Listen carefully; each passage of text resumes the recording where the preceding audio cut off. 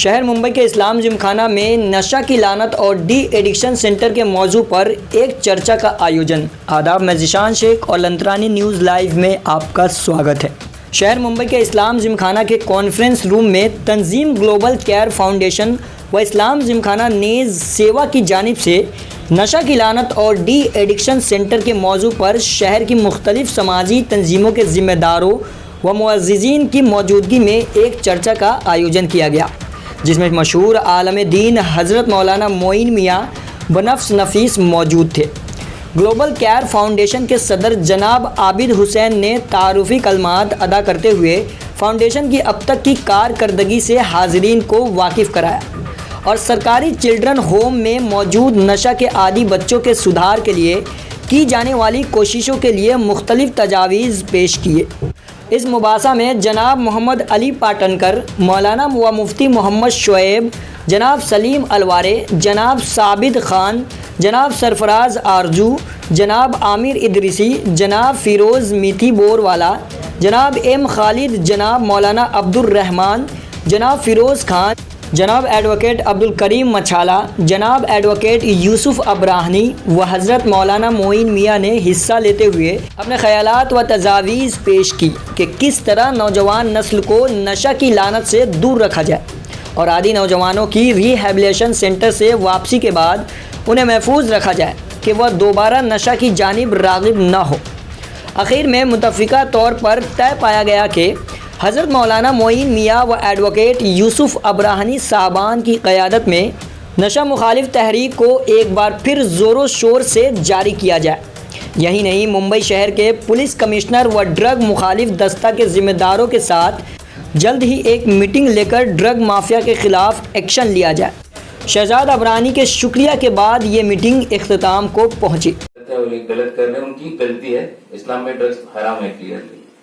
दूसरा इंसिडेंट ऐसा हुआ, सीयूडी के अंदर पटरी के पास झोपड़पट्टी में से एक बच्चे को हमने रिलीज करवाए थे।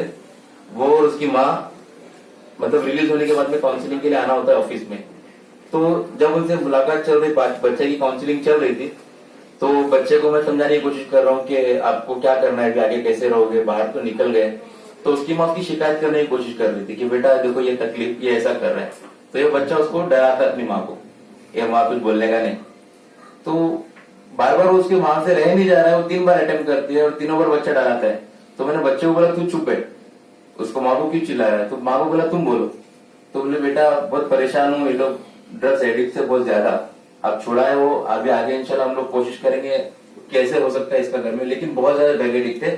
बोले ये तो कम है, इसका छोटा वाला है और ज्यादा है, और वो लड़की की उम्र लगभग 20-22 से ज्यादा नहीं होगी, उसका छोटा भाई और ज्यादा ड्रग एडिक्ट है और उसने हमारे घर के सामान बेच चुका है, पड़ोसियों के सामान बहुत सारे बेच चुका है, जिसकी वजह से हम लोग को आए दिन झगड़े होते हैं हमारे गलियों में।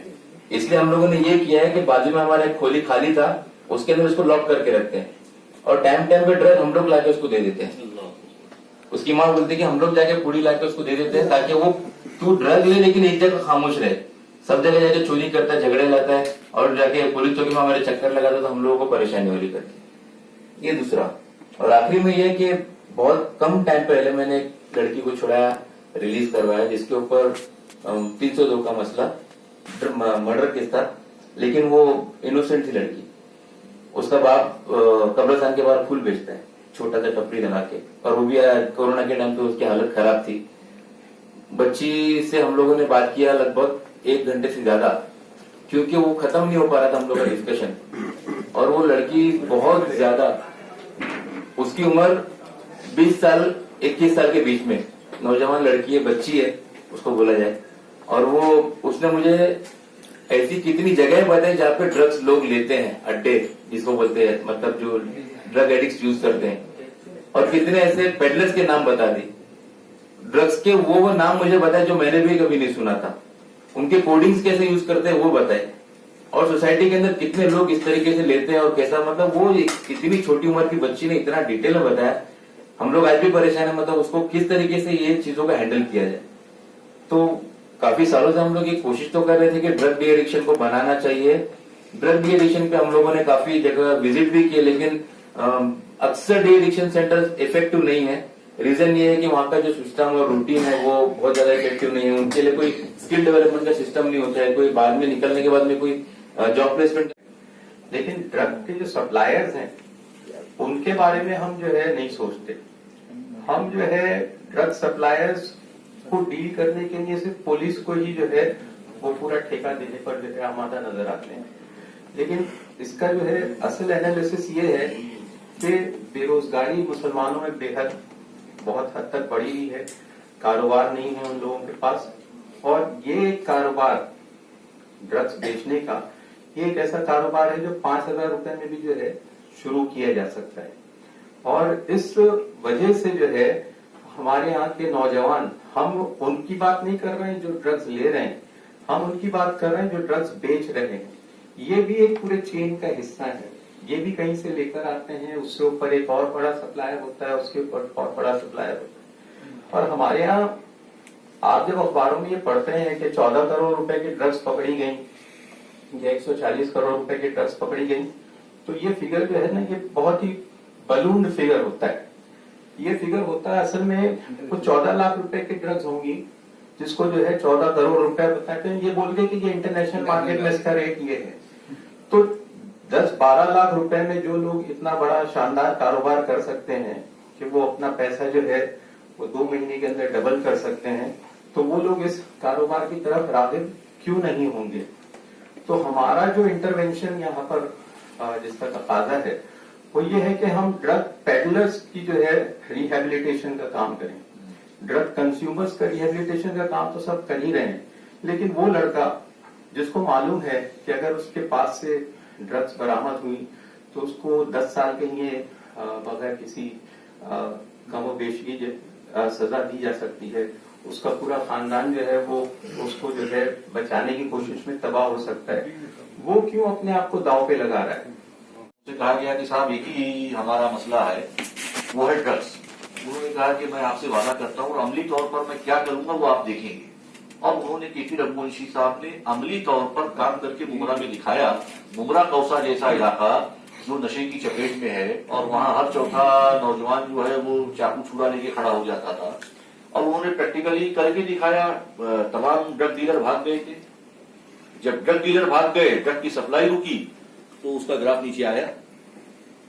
तो यकीनन अगर पुलिस वालों से मिल के जुल के उनको राई के दाने बराबर भी अगर असर हुआ तो बहुत बड़ा है। और अपनी बेहिसी इनके उनके ऊपर डाल के नहीं चलेगा कि यहाँ से ऐसा हो रहा है, वहां से ऐसा हो रहा है, वहां से वैसा हो रहा है। खुद अमली तौर पर आपको मैदानी अमल में आना पड़ेगा। एक दूसरे को राय मशवरा देके खाली गुस्सा बुझाना, ये कहीं से मूवमेंट नहीं चल पाएगा। आखिर अबरानी साहब खुद डंडा लेके उतरे थे ना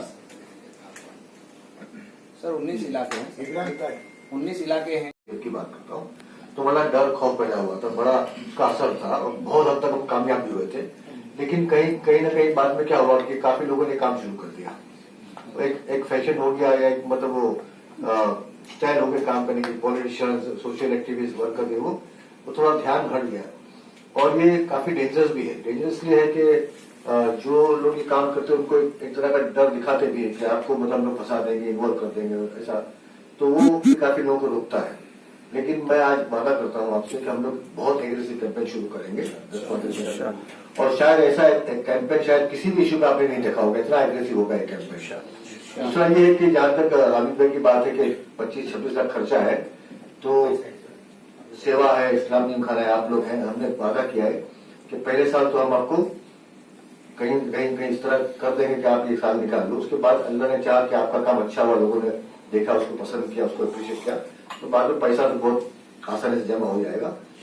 और ये है कि आज पहली मीटिंग है, इसके बाद हफ्ते भर में सेकंड मीटिंग करेंगे हम लोग। उसमें पुलिस के लोग होंगे हमारे बीच में, पुलिस कमिश्नर है, ज्वाइंट कमिश्नर, उनको बुला लेंगे और वहां बैठ के हम लोग जो आज सारे लोग बैठे वो लोग बात करेंगे।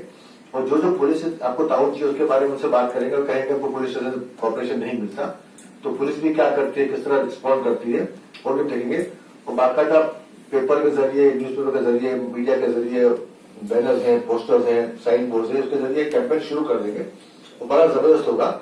मैं हजरत मोइन का बहुत बहुत शुक्रिया अदा करता हूँ, हजरत मुफ्ती अशफाक साहब का शुक्रिया अदा करता हूँ, आप सबका शुक्रिया अदा करता हूँ। आप लोग आए, इस काम को हम लोग देश भर की ताज़ा तरीन खबरें देखने के लिए आप हमारे चैनल को सब्सक्राइब कर लीजिए और हाँ, साथ ही बेल आइकन भी प्रेस कर दीजिए ताकि हम जो भी न्यूज़ अपडेट करें वो सबसे पहले आपके नोटिफिकेशन बार में पहुंच सके और आप उसे सबसे पहले देख सके।